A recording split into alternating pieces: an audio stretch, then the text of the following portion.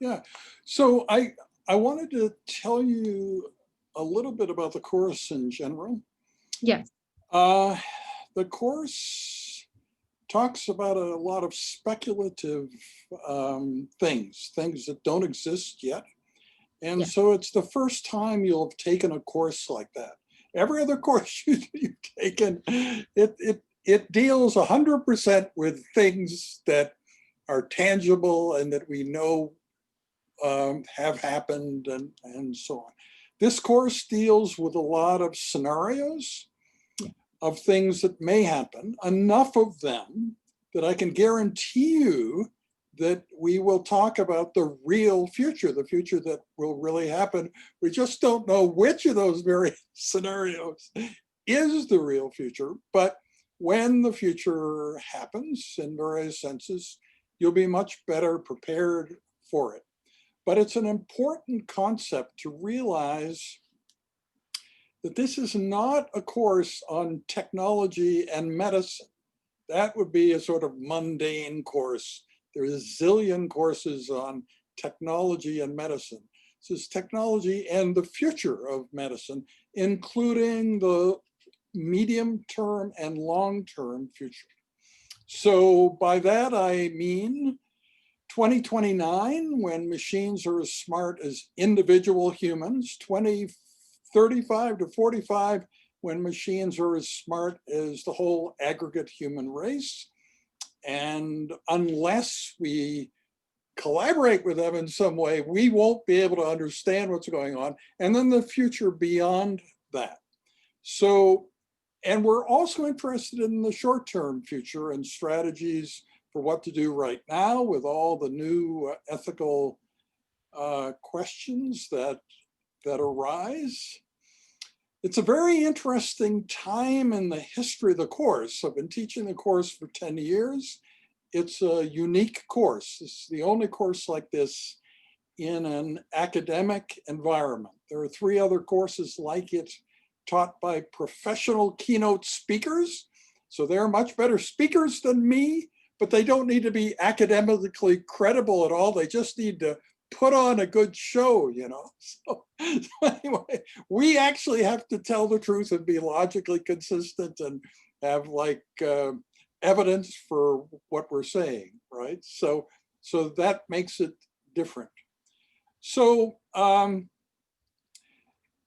because of the uniqueness of the course and the large amount that's at stake, given, you know, the problems that we have at the moment of all types, but particularly the pandemic, there's a lot of interest in the course by people who have already taken it. And that includes people who took it like 5 years ago. And that's really exciting. That really hasn't happened before. We have in previous years had TAs and so on who took the course like in the semester before or the year before, but never going back 5 years. So now we'll have people with real perspective. So I teach the course differently every term. And you would say, well, of course, because it's about the future. So of course about the future can't be static. You know, how would that be valid? So we're always morphing and changing both the subject matter and also our vantage points, I guess, and have different people teaching. And a lot of the people who are teaching you are young, maybe younger than you are. So that's exciting too, to meet people who are approximately your age, who've just packed a whole lot of life experience into that short period of time, you know. And for some students, including very high performing students, this is just another course. But for other students, it is life-changing, and they basically take the course and then keep on doing what they began doing in the course, and it sort of goes on forever. One would presume that the rest of their life will be devoted to the, you know, favorite issues that they found when they took the course. So that's also kind of unique and very, very exciting. And I sent you the bios of the people teaching, and some you will recognize are students like yourself, maybe even younger. And so yeah, that's what it is. So it is completely unlike any course you've ever taken. There's no paper you've ever written that would be suitable for this course because of the speculative nature and our focus on the future exponential change, the fact that the changes between now and say 10 years from now is much greater than the changes from 10 years ago to now, that we're in a process of sort of exponential change. And when you go to parties in the future, you'll be the most interesting person there as a consequence of taking the course. As the evening wears on, you know, and there are people who have very little to talk about after 10 p.m. because, like, you know, they only know limited subjects. You will know about a whole bunch of things that no one else will know about. So that's one other advantage. And we talk about ethics. You talked about ethics, but we talk about ethics practically every teaching period. And we have a lot of different people teaching it, different points of view, different ways of approaching ethics. One of the people, Insu Hoyen from Harvard, he is like the world's expert in stem cell ethics, but he and I have really different thoughts about the rest of the future. I mean, he knows more about the stem cell future than I do, but you know, a lot of my assumptions about the rest of the future are quite different from his.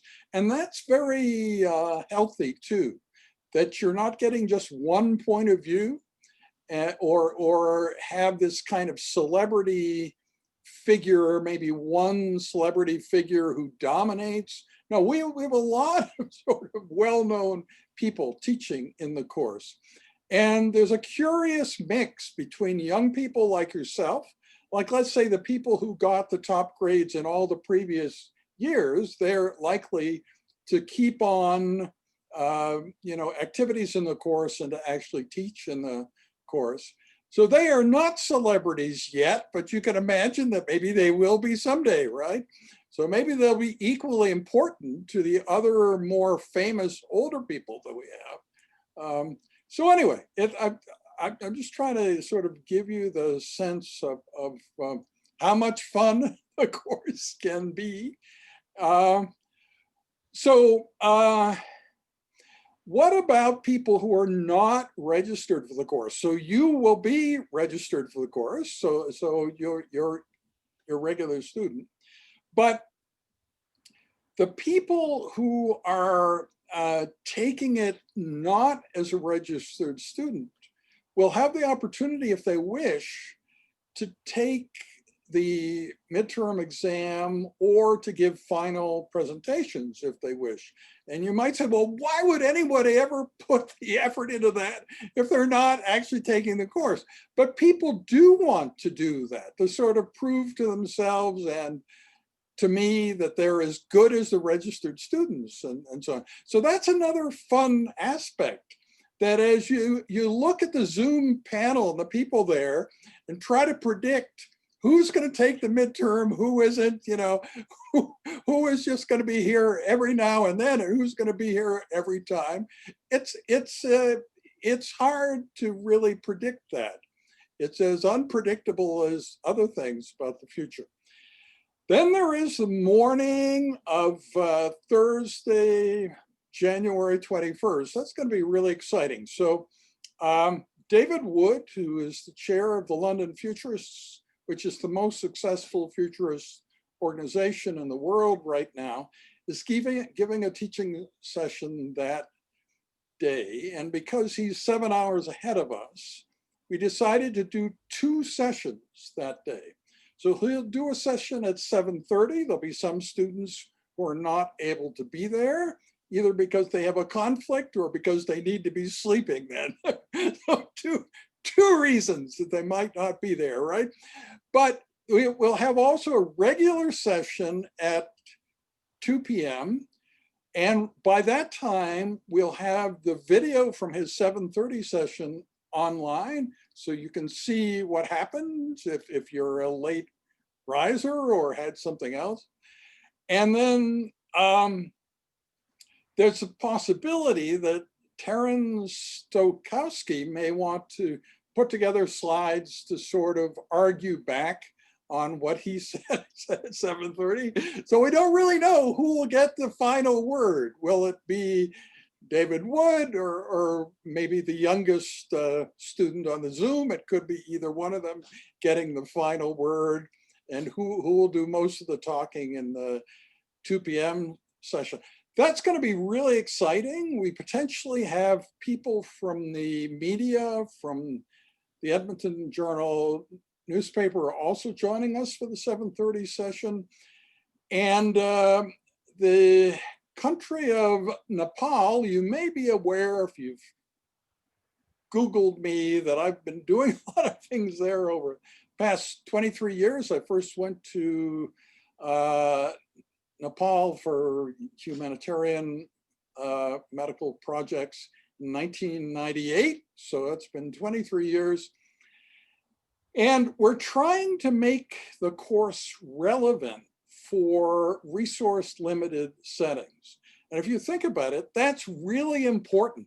When you explain to people that you're taking this course, if they get the impression that the future we're talking about is a very expensive future that only people in the first world in US and Canada will be able to afford, then that's a much less valid and interesting course than thinking about how can we make technology in the future benefit everyone worldwide, including resource limited settings. And I believe, we'll have to see, but at that 7:30 session on Thursday, the 21st, there'll be quite a few people there who are involved in creating a very innovative new university in Nepal. Guess what it's called? The University of Nepal. So that's not hard to remember, eh?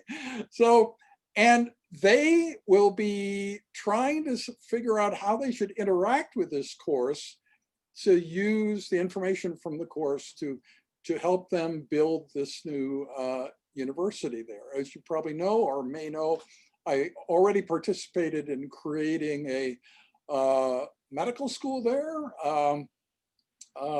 Patton Academy, that focuses on rural health. And you may wonder, what did I teach the students? And the answer is nothing. Up until now, I've been lecturing there to other faculty, and I've been supervising people who are teaching there, including 16 University of Alberta faculty who have taught there. But I didn't teach myself because medical students, by that stage, you're sort of set in your ways to some extent. And if you're thinking of a future that doesn't include all the things that I talk about, it doesn't make much sense to try to change all your thinking about that when you're in your early 30s kind of thing. Whereas it does as an undergraduate, you know, between the ages of 18 and 23, let's say, then you're still flexible, right? Your view of the world is not fixed. So that's the excitement about this new university there. And so you've been listening to this monologue by me, and you probably think, well, it's over now. That's it. That's all he's got, and he's out of material. But you'll find that that's not true. We have a poetic and musical spin-off of the course that you may want to take part of. It's called The Future and All That Jazz with singer Mallory Chipman. We're doing our first album for The Future and All That Jazz. It will be out in 2022. And there are lots of other things. So I have many interests, and yeah, I guess I can use the backgrounds. So it's my robotic dog. Just a bunch of things to sort of give you an idea of all the interests that I have. Yeah, so anyway, a bit of everything, including ethics. Yeah. So, and you may wonder what you're looking at here. This is Bangkok, Thailand, and it's a view from the highest building in that part of the city, which is called Labua State Tower Hotel. Most of that building is just an office tower. The very top is a hotel that has these entrancing views of the city. And when people look at things to inspire people about 2021, this is the most commonly picked view. And most people have no idea what city it is. But anyway, I happen to have stayed there several times. So like I traveled to Nepal many times, and you can do that going through Bangkok. And when I've done that, I've often stayed at this hotel that has this vantage point. Okay, so a common question students have is about grading. So this is a graduate course, and what that means is very simple, that there is not any curve or anything. If everybody does well, everybody can get a high grade. Very commonly, everybody has grades in the A's, like A minus, A, and A plus, and some of the sort of grading disputes are kind of fun. The people who get the A's and thought they should get an A plus are really upset, but they don't realize that A is a pretty good grade, and the people who got the A pluses did way better than they did, and so on. So that's kind of a fun aspect.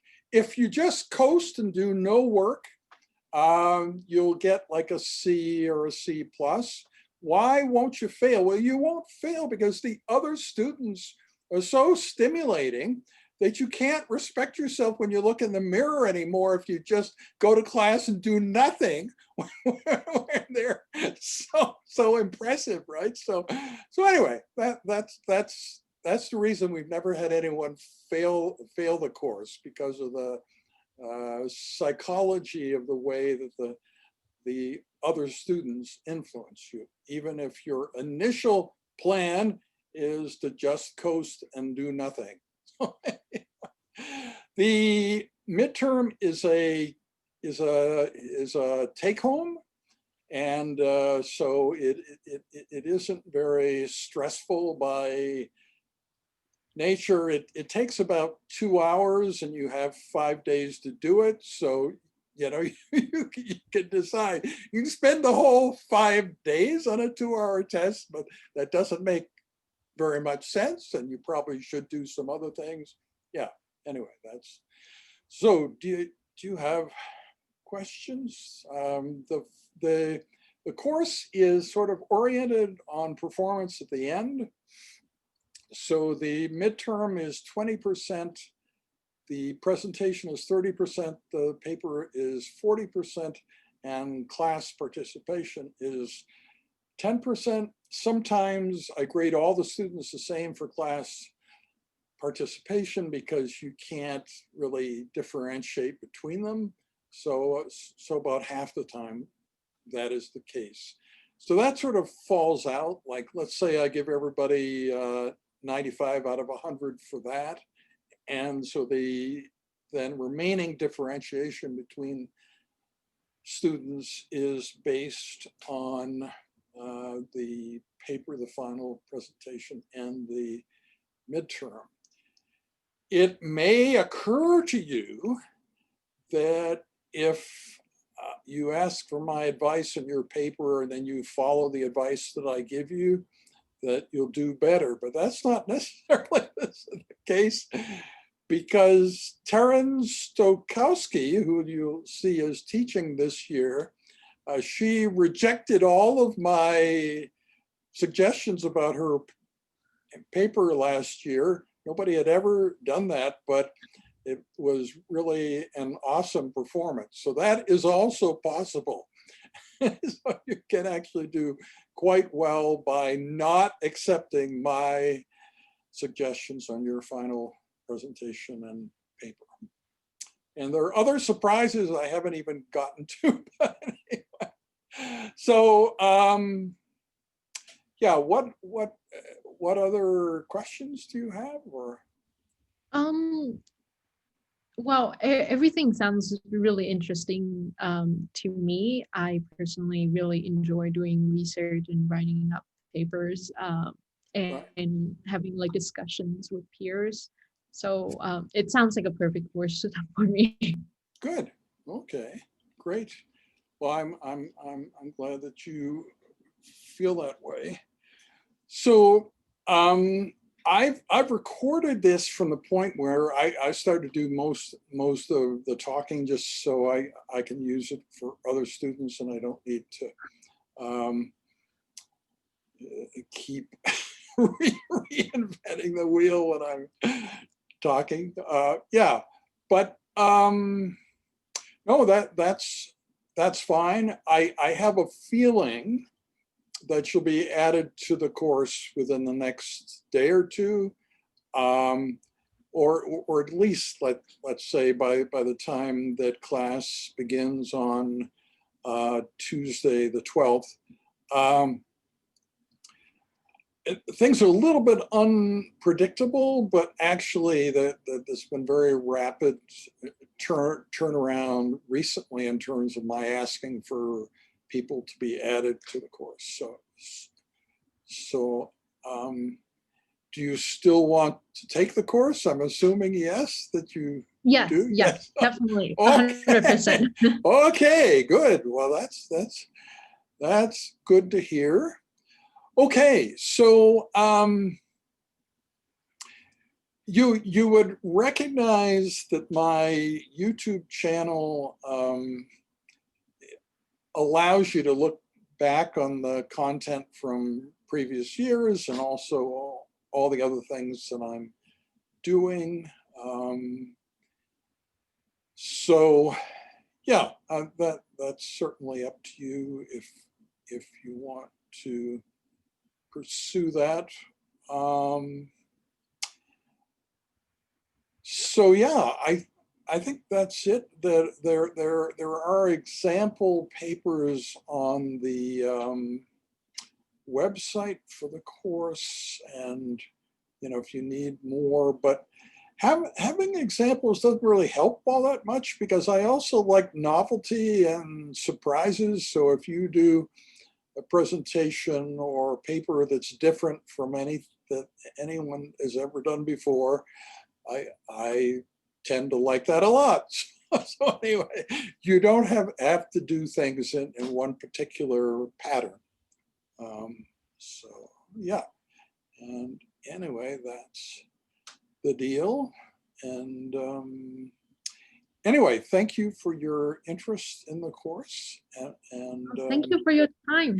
certainly, yeah. So I will see you on the 12th by Zoom.